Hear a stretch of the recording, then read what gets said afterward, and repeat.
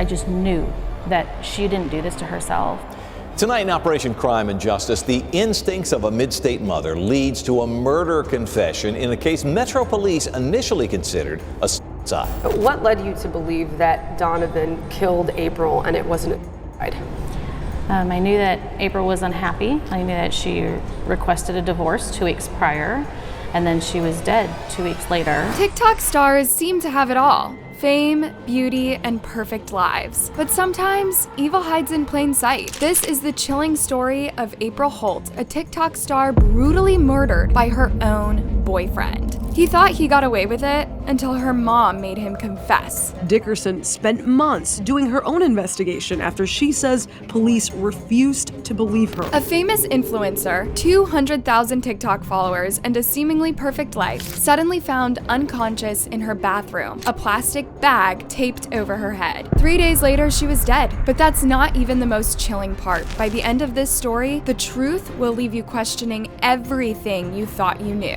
It's my best friend. I still love her to death. Like, we still got a child together. We still gonna be hanging out. Probably all gonna the time. see it. This is the haunting story of April Holt, a famous influencer whose life ended in brutal murder.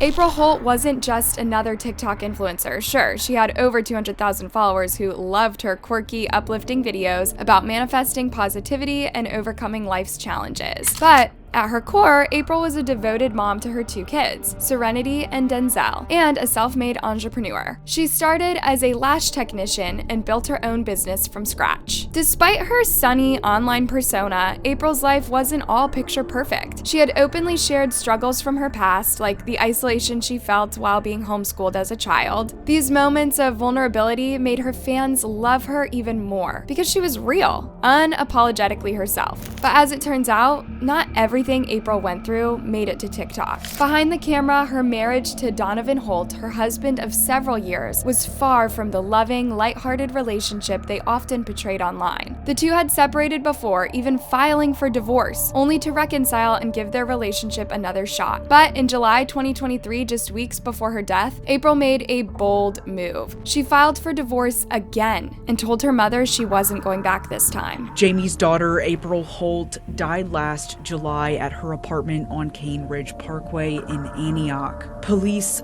found her with a bag tightly tied around her head. Friday, July 28th, 2023 began like any other day in the Holt household. April woke up, drank her coffee, and journaled, a daily ritual that brought her peace. She hugged her 7-year-old son, Denzel, and went about her morning. But by the end of the day, everything would change. What happened next is horrifying. According to what her little son, Denzel, could recall, his parents got into an argument behind the closed bathroom door. The muffled voices turned into fighting, and then silence. Denzel later told his grandmother, Jamie, that his father, Donovan, came out of the bathroom, got dressed, and fed him. Then chillingly, Donovan told his son to go check on his mother. That's when Denzel discovered his mom unresponsive in the shower, a plastic bag taped over her head. Donovan called 911, but by the time the ambulance arrived, it was too late. April was rushed to the hospital, but her condition was dire. She remained unresponsive for 3 agonizing days before being pronounced dead on July 31st, 2023. Her death would shock Jamie to the core when she's told April suffocated from a bag that was taped over her head. Even more troubling, investigators quickly rule it a suicide. At first, April's death was ruled a suicide. The Metro Nashville police quickly closed the case, claiming that there was no foul play. But April's mother, Jamie Dickerson, knew better. She couldn't believe that her daughter, a fighter, a mother who adored her kids, would choose to end her life. Something just didn't add up. Jamie's suspicions only deepened when she noticed Donovan's bizarre behavior. At the hospital, he seemed detached, almost uninterested in the life or death situation unfolding before him. He left critical decisions to Jamie, the mother-in-law, and even returned to their apartment twice while April was in critical condition. Why? What was so urgent that he needed to go back, not once, but twice? But that is not all. as Jamie dug deeper, more unsettling details came to light. The autopsy report showed bruises on April's neck, thighs, and ankles, clear signs of a struggle. There was also a gash on her inner thigh, and the most damning evidence of all, the plastic bag and duct tape found at the scene had only one set of fingerprints on them, and they weren't April's. They belonged to Donovan.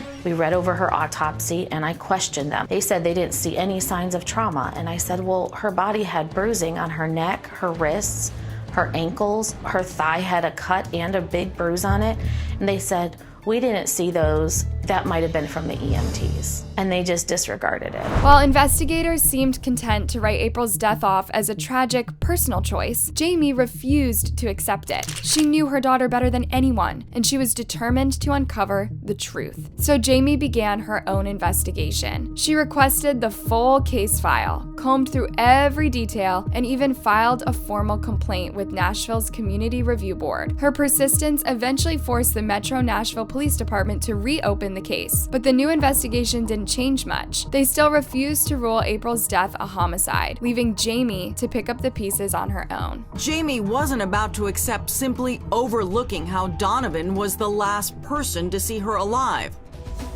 And it would take her own investigative break when she pulled this 47-page report on April's death from the Community Review Board. In it, details of the evidence on the bag that caused April to suffocate.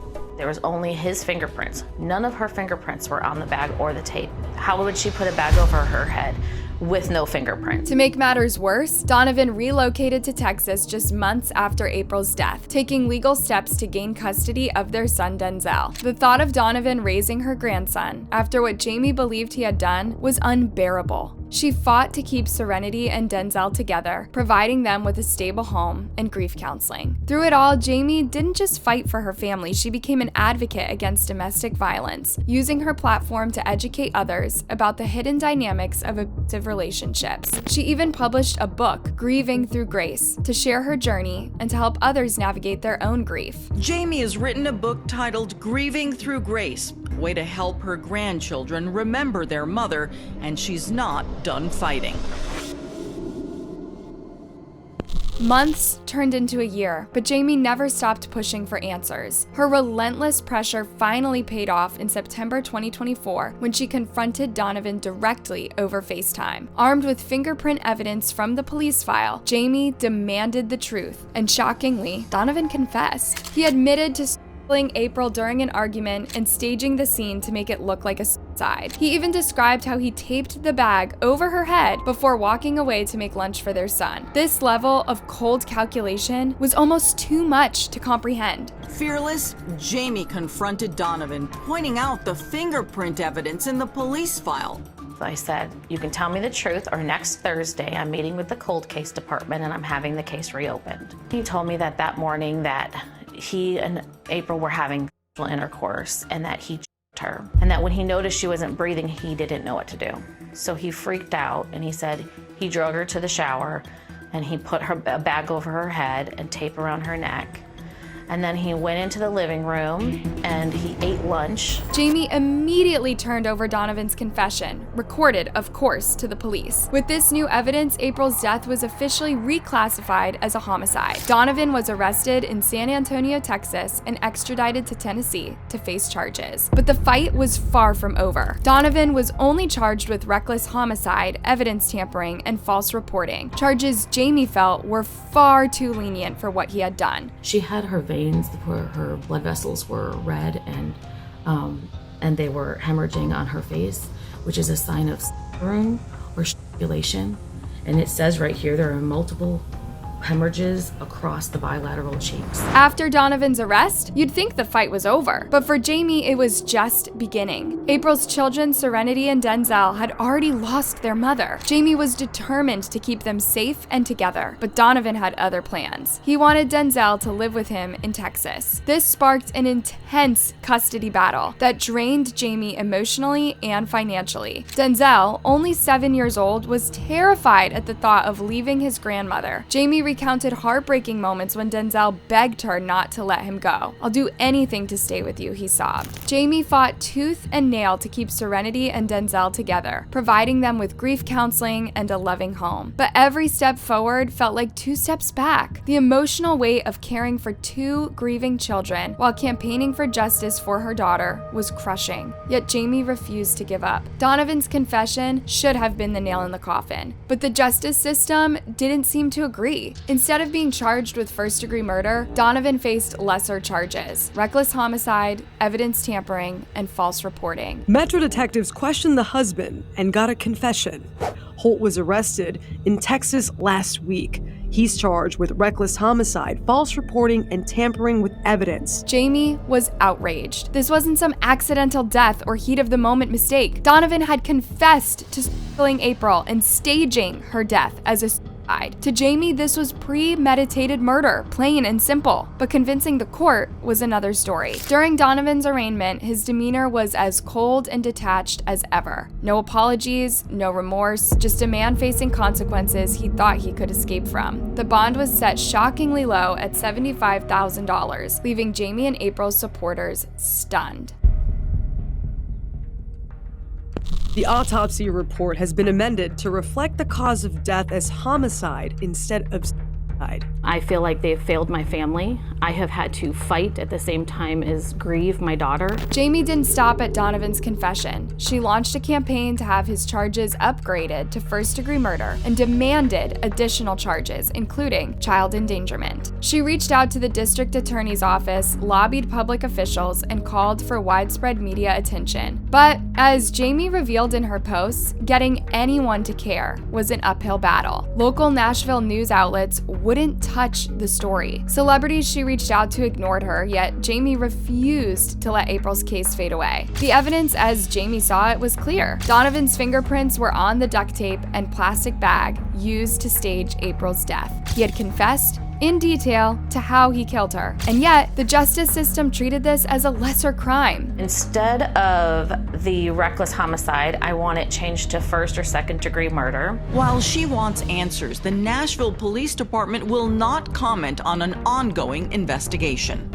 I want the police held accountable somehow for not investigating properly. For Serenity and Denzel, life without their mother was a daily struggle. Jamie shared glimpses of their healing journey on social media, taking them to grief counseling, comforting them through nightmares, and trying to create some sense of normalcy. But the scars ran deep. How do you explain to 2 young children that their father took their mother's life? The man that's supposed to protect them is the reason she's gone. Jamie's grief was just as raw. In her book, Grieving Through Grace, she opened up about the unrelenting pain of losing a child and the strength it took to keep going. She also became an advocate against domestic violence, sharing the hard truths about abuse that's often invisible. Not all abuse leaves visible scars, Jamie wrote. Sometimes it's the silence, the manipulation, the control that breaks a person. Yes, I'm getting justice, but I feel like it's just the bare minimum, and I want all these charges increased. I mean, I don't even know why there's not child endangerment and why there's not first-degree murder. I didn't want to just be able to take this and only see the negative. I had to start to be like, okay, I need to give hope to other families. The truth is, April Holt's story isn't just about one woman's tragic death. In the United States, over 10 million people experience domestic violence annually. That's about 20 people per minute being physically abused by an intimate partner. Women face most of this violence. 1 in 4 women will experience severe intimate partner violence in their lifetime, compared to 1 in 9 men. The price is huge too. The cost of intimate partner violence in the US goes beyond $3.6 trillion. But despite this huge sum, over half of domestic violence cases go unreported, leaving countless victims vulnerable and without justice. If your gut, if your spirit is telling you this isn't right, go with it. Keep digging. Don't just listen to the word closed case and say, oh, they can't reopen it. Jamie did keep digging. And just this summer, Donovan Holt, now living in San Antonio, finally confessed to killing April. Cases like April's aren't uncommon. Many investigations fail to acknowledge clear evidence of foul play. In states like Tennessee, where intimate partner violence affects almost 40% of women, resources for survivors are little to nothing, and the perpetrators often face barely any charges. Even in cases like April's, where evidence of foul play is right in front of their faces, the justice system still struggles to hold abusers accountable.